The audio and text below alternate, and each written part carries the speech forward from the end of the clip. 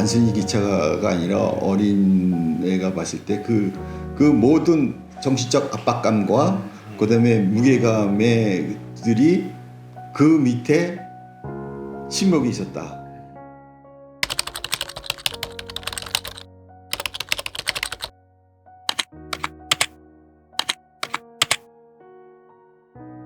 일단 우리 또 정현 선생님을 또 모시게 돼서 영광으로 생각을 하고 있습니다. 네, 그래서 또 우리 우 작가님도 정현 선생님은 무조건 여기에 핵심이 아이고야. 되셔야 된다.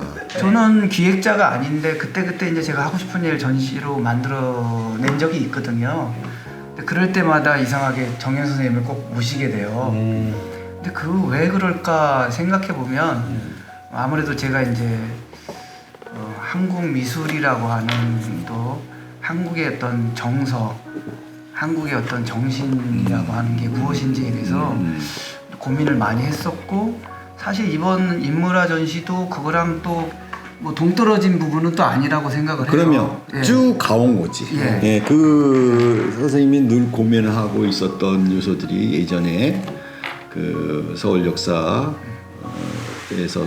했던 그 주제나 전시를 끌고 갔었던 거나 지금이나 조금 더 심화가 된 것 같은 느낌. 작가가 기획하실 때 그 멋들어짐이 또 있거든요. 기획자의 눈에서 새로운 시각으로 하는 것도 있지만 또 우정택 선생님이 가지고 있는 이분이 굉장히 속이 뜨거운 사람이라 뭐 어떤 생각이 있으면은 그걸 또 기획으로 풀어요. 작가는 누가 불러줘야만 가는, 여태까지 나도 그래왔고, 근데 그걸 꼭 기획을 해내는 에너지가 있더라고. 그거는 보통 사람 아니면 안 하는 건데 좀 특별한 것 같아요. 그럼 우리가 일반적으로 작품을 해야겠다 하면 제일 먼저 어딜 가요? 화방을 뛰어가잖아요.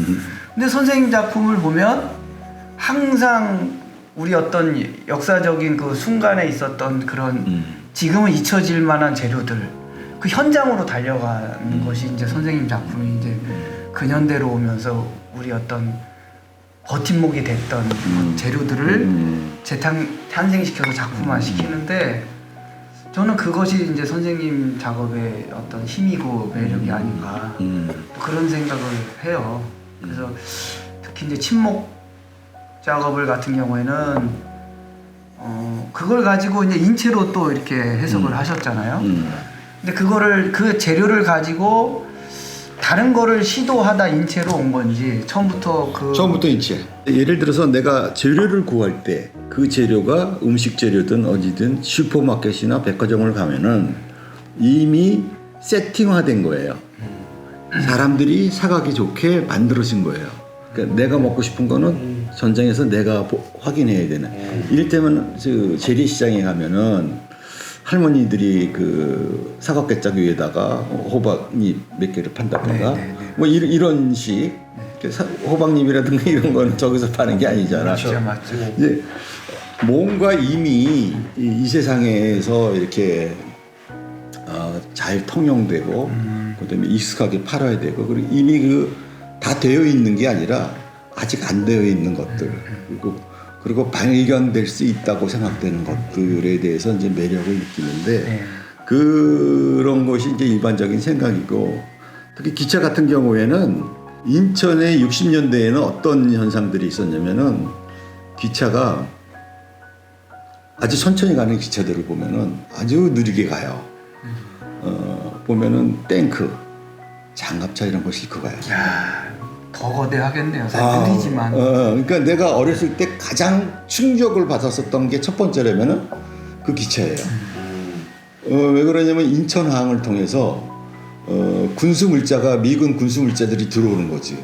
거기에 전쟁이라는 게 있고, 그다음에 그 무게라는 게 있고, 괴물 같고 공포가 있고 뭐 이런 것들이지. 그러니까 단순히 기차가 아니라 어린 애가 봤을 때 그 모든 정신적 압박감과 그다음에 무게감들이 그 밑에 침묵이 있었다라고 생각을 했기 때문에 이제 저는 이제 그 침묵 가지고 인체를 한 거죠. 근데 처음에 그 침묵들을 잘 이렇게 보면은요, 이렇게 침묵이 있고 그 밑에 이제 파쇄석이 있고 그 위에 레일이 있는데 일통에서 이렇게 바퀴가 지나갈 때 눌릴 때마다 밑에 파스 속에 자꾸만 나무가 눌려요. 그러면 그 흠집이 거기 고스란히 있어요. 십수년 동안에 기차 바퀴가 지나갈 때마다 눌려있던 자국. 저는 그것에 주목을 한 거죠. 근데 그게 항상 똑같은 게 아니라 그 돌들이라는 게 움직이다 올라오고 그러면은 조금씩 틀어지죠. 그렇죠. 그러면서 그 불규칙한 것들. 암만 내가 망치로 그걸 흉내내려고 그래도 내 손으로 의해서 인간의 감정에 의해서는 도저히 나올 수 없는 그 느낌이 있어요. 그게 이제 어떤 그 고난이든 그다음에 견딤이든 뭐 이런 것들이 그 뭉텅이가 시대의 시련이라고 저는 생각을 한 거고 어떻게 보면 미실계의 시련이라고 생각을 하고 미실계라는 게 언제나 그래왔듯이 특히 내가 대학교 다닐 때나 뭐 이럴 때는 딱 두 가지 종류죠. 정치권하고 똑같았어요. 흑백이었습니다. 이 민중미술이냐 모더니즘이냐 현대미술이냐 그것을 가지고 있을 때만이 미술계에서 이렇게 거론이 돼요. 근데 실제로 그렇지 않은 감성을 가지고 있는 생각을 가지고 있는 사람들이 그 두 주류와 상관이 없는 사람들을 늘 소외되는 그 소외성, 미술계의 소외성도 생각을 했고 역사적인 소외 내지는 그런 것도 생각을 하고 그게 다 엉켜 있어서 그 집합제가 나는 이제 침묵이라고 생각을 한 거죠. 근데 드로잉도 마찬가지로 선생님이 그 재료를 쓰시는 폴타로. 게 그게 결국은 다 거기랑 연결성이 있는 거잖아요. 그렇죠. 네. 아니 지금 선생님 말씀 중에 그 지금 너무도 강하게 떠오르는 거는 그 침묵 이후에 파쇄공 작업을 하셨어요. 지금 그게 이제 수많은 그 시멘트 덩어리를 깨다 거기 그치. 상처난 그대로가 이제 거기에 흔적으로 남아 있잖아요. 그렇죠. 이게 용광로에서 쇠가 부면은 그 특히 이제 슬러지들은 이렇게 조금 떠요. 그 용광로에서 이제 쭉 부르면은 그 쇠 속에 요만한 저기 한 톨에 그 슬러지락도 들어가면 그건 불량이니까 예를 들어서 한 30cm가 흐른다 하면은 그 밑을 잘라가지고 이쪽으로 보내. 결국은 그 슬러지와 쇠가 섞여 있는 거를 다시 또 깨서 쇠를 써야 돼요. 그러니까 그거를 파쇄하는 거는 아주 그 원시적인 방법으로 한 15톤 뭐 20톤 되는 그 쇳덩어리를 위에서 한 25m 높이에서 떨어뜨려요. 그러면 쭉 내려와가지고 그걸 꽉 부딪히면서 깨지기도 하지만 자기도 깨져요. 깨지거나 아니면 진이겨지거나 핥혀지거나 막 이런 상태예요.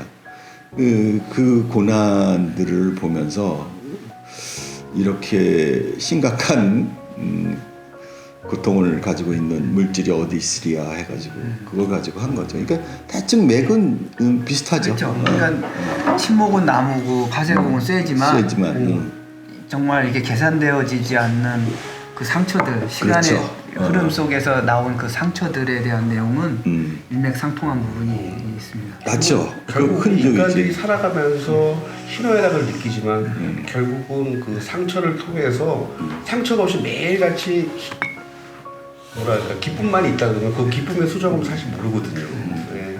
이제 어떻게 보면 그 상처를 통해서 우리가 또 한 번 더 좀 뭐랄까 성숙해지는 인간으로 나갈 수 있는. 그래서 이번 전시도 어떻게 보면 이 들숨날숨 전시를 통해서 우리를 다시 한번 자아를 돌아볼 수 있고 우리가 잊고 있던 인간의 모습 그리고 얼굴의 표면적인 모습, 내면적인 모습을 한번 돌이켜볼 수 있으면 참 좋을 것 같다는 생각이 많은 사람들이 아마 이 전시에 좀 공감하고 조금 더 깊이 있게 좀 바라보지 않을까. 아니 근데 저는 최근 보기 드문 전시이기 때문에 충분히 많은 분들이 공감해 주는 부분이 있을 거라고 저는 뭐 생각을 합니다. 아 그래서 또 이런 전시를 만드는 그렇지. 거고.